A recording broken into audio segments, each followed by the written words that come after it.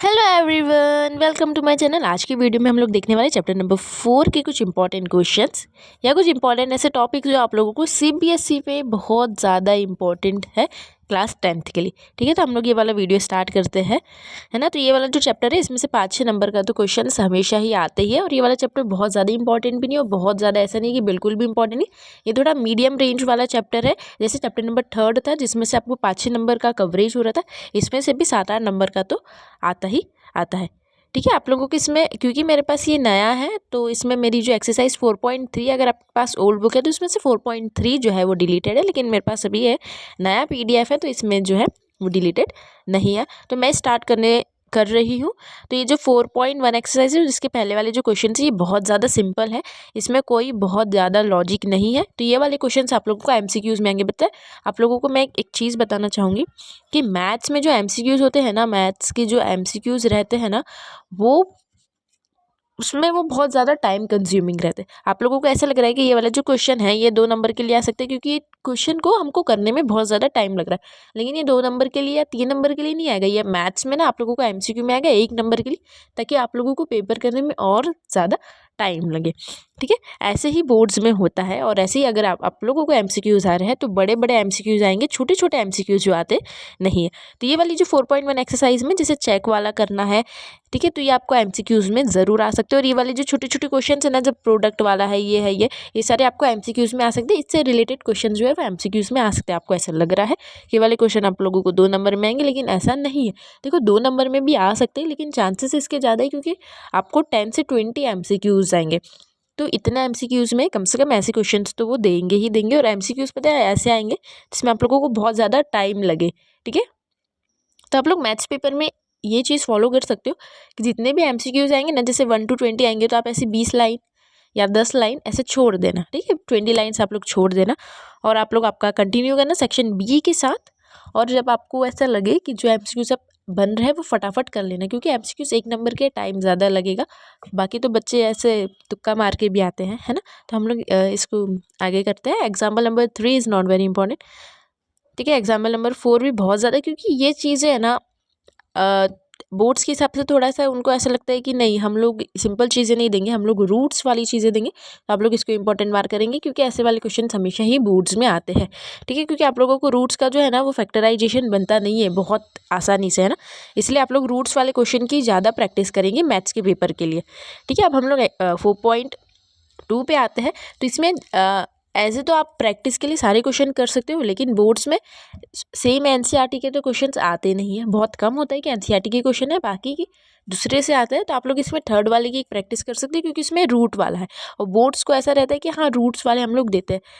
ठीक है, और एक आप लोग ये वाला भी क्वेश्चन कर सकते हो। प्रैक्टिस में जब करोगे तो ये वाले क्वेश्चन को अच्छे से करना, क्योंकि ऐसे ही क्वेश्चन जो है वो हमेशा आते हैं। और ये वाले क्वेश्चन एमसीक्यूज़ में भी आ सकते हैं कि आपको ऐसी एक इक्वेशन दे देंगे और आपको बोलेंगे कि इसकी जो है आपको रूट्स फाइंड करने हैं, और आपको एग्जाम्पल मतलब कुछ ऐसे ऑप्शंस दे देंगे। जैसे ऑप्शन ए में दिया 0 2, ऑप्शन 2 में दिया 2 1, ऐसे कुछ ऐसे रूट्स दे देंगे। ठीक है, तो ये वाला टाइम कंज्यूमिंग भी है। तो आप लोग ये ट्राई करेंगे कि ऐसे वाले जो क्वेश्चन हैं उनको फटाफट करेंगे, स्पीड उसमें जो है थोड़ी सी तेज रखेंगे, ताकि आप लोगों को एमसीक्यूज़ में करें तो आपको फटाफट हो जाए। क्योंकि ऐसे वाले क्वेश्चन जो है आपको डायरेक्ट नहीं आएंगे, एमसीक्यूज़ में तो आने के चांसेस बहुत ज़्यादा है। ये क्वेश्चन नंबर 6 को भी आप लोग ऐसे इंपॉर्टेंट मार्क करेंगे। ठीक है, और ये वाला जो होता है ना, ये कॉन्सिक्यूटिव पॉजिटिव इंटीजर्स, ये वाले क्वेश्चंस 2 नंबर्स में आते हैं। और अगर आप लोगों की किस्मत बेकार रही तो ये वाले क्वेश्चन एमसीक्यूज़ में भी आ सकते हैं, क्योंकि वो लोग का अभी पैटर्न बहुत ज़्यादा चेंज हो गया। तो वो लोग ना बहुत टफ क्वेश्चन जो है वो एमसीक्यूज़ में डालेंगे। ठीक है, तो ये वाला जो क्वेश्चन ये 2 नंबर में तो आएगा ही आएगा।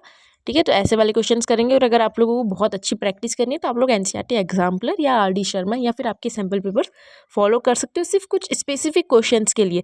ठीक है, जैसे ये वाले इसके रूट्स वाले तो कुछ इनकी बहुत अच्छी प्रैक्टिस करने के लिए, ऐसे वालों के लिए आप लोग क्वेश्चंस वो बुक्स रिफर कर सकते हो। अब नेचर ऑफ रूट्स में आप लोगों को ये वाला फॉर्मूला तो इंपॉर्टेंट हो गई, टीचर्स ने बताया ही होगा आप लोगों को स्कूल में, है ना। तो इसको आप लोग इंपॉर्टेंट मार्क करेंगे।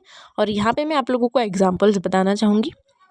तो एग्जाम्पल्स ये बहुत ज़्यादा इंपॉर्टेंट है। Example number 8 is very very important. Example number 8 को आप लोग दोनों स्टैंडर्ड और बेसिक वाले जो है इसको वेरी इंपॉर्टेंट मार्क करेंगे एग्जाम्पल नंबर 8 को। ठीक है, एग्जाम्पल नंबर 9 को भी आप लोग एज ए इंपॉर्टेंट नहीं है, लेकिन हाँ आप लोग इसकी एक प्रैक्टिस क्वेश्चन हो सकता है, क्योंकि ऐसा वाला 2-3 बार बोर्ड्स में आ चुका है। बाकी क्वेश्चन नंबर जो एग्जाम्पल 8 है उसको इंपॉर्टेंट तो मार्क करेंगे, और ये वाला जो है इसको भी आप वेरी इंपॉर्टेंट मार्क करेंगे, क्योंकि इसमें आपको नेचर ऑफ फ्रूट्स फाइंड करना है जो कि डिफ़िकल्ट होता है और बोर्ड्स में ऐसे क्वेश्चन आते हैं। तो ये वाली पूरी एक्सरसाइज को आप लोग इंपॉर्टेंट मार्क करेंगे। और जैसा जैसा मैंने बताया है, ये वाला क्वेश्चन और ये वाला क्वेश्चन, ये दोनों बहुत इंपॉर्टेंट होते हैं और इससे रिलेटेड क्वेश्चंस, ठीक है। ये तो एग्जांपल्स है इसमें जिसमें आप लोगों को के की वैल्यू फाइंड करनी है। ऐसे एमसीक्यूज़ में भी आ सकते हैं और 2 नंबर के लिए भी आ सकते हैं। तो इसमें आप लोगों को के की वैल्यू फाइंड करनी है, तो ऐसे वाले क्वेश्चन जो है आप लोग उसको अच्छे से करेंगे। और इसमें एग्जाम्पलर्स या कुछ रेफरेंस बुक में से भी आप लोग इसको कर सकते हो, ठीक है। तो ये चैप्टर यहीं पे ही खत्म होता है। ये वाले जो क्वेश्चन रहते हैं ना, इसके क्वेश्चन ही बहुत ज़्यादा इंपॉर्टेंट रहते हैं।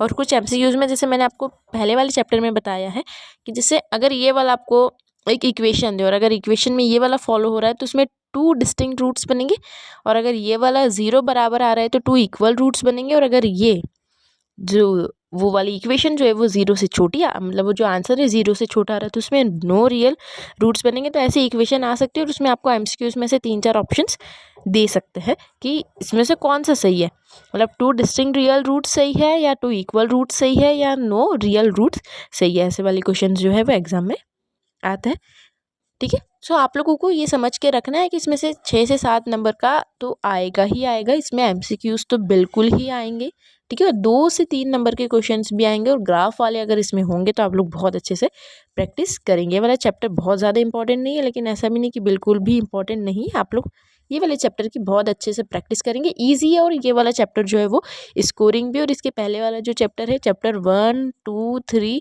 4, ये चैप्टर जो है वो थोड़े से स्कोरिंग भी है, थोड़े ईजी भी है। तो इनकी अच्छे से प्रैक्टिस करेंगे। देखो अगर आप लोग, जैसे मैथ्स का पेपर आपका 11 को है, नहीं 11 मार्च को है, तो आप लोग क्या करेंगे ना कि आपका पेपर जैसे अभी 11 मार्च को है, तो सबसे पहले आप लोग फॉलो ऐसा करेंगे कि जो इजी इजी है ना, सबसे पहले उसको कर लेंगे जो स्कोरिंग होता है, ठीक है। जो चीज़ें स्कोरिंग होती है और आपको श्योर हो कि ये चीज़ें में मुझे बिल्कुल भी डाउट नहीं है, तो वो उसको जल्दी जल्दी करेंगे। और फिर जो चीज़ों में डाउट रहता है उसको आप लोग बाद में प्रैक्टिस करेंगे, और पेपर में भी आप ये वाली चीज़ को फॉलो कर सकते हो। तो इस वीडियो के लिए इतना ही। अभी हम लोग कल वाली वीडियो में चैप्टर नंबर 5 देखेंगे। जब तक के लिए बाय। और आप लोगों का जो फर्स्ट पेपर हो चुका है और अभी सेकंड पेपर होगा, तो सेकंड पेपर के लिए ऑल द बेस्ट। जो फर्स्ट पेपर हो गया तो कैसा गया, प्लीज़ आप लोग मुझे कमेंट में बताएंगे। ओके बाय बच्चों।